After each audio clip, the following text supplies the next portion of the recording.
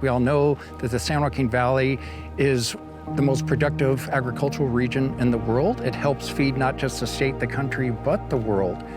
It gets a significant amount of its water from the Sierra National Forest. It gets a significant amount of its power from the Sierra National Forest. We have one of the largest hydroelectric power generating programs of any national forest in the country.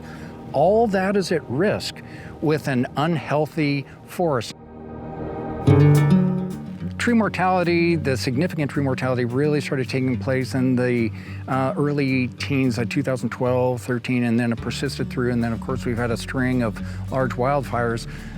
The forest in large part was overstocked, and each tree is vying for the resources that are available to it, and with the extended drought that we experienced, the multi-year drought, that's when things really kind of came together, and the landscape simply couldn't sustain the amount of vegetation that had established itself. Now what we hope to establish is a much more sustainable, healthy, viable landscape that's fire tolerant, so that fire can come through, but it's at a low to moderate type of severity rather than something that just, the vegetation of the landscape with it.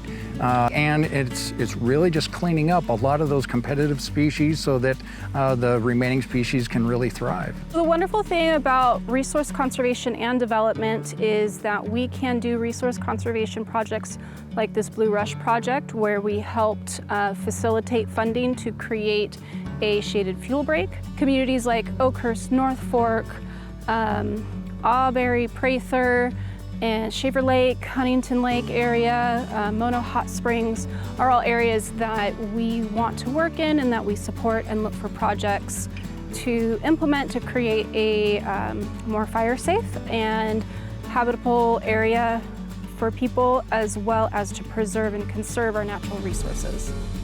This particular project, it could not have taken place without the support of Sierra Nevada Conservancy and Yosemite Sequoia RCDC. They have been phenomenal partners in this. It gives me hope to see what projects that I have on my desk right now can become and how successful this was, and the multiple partnerships that it utilized, because the more partners you have, more work can get done.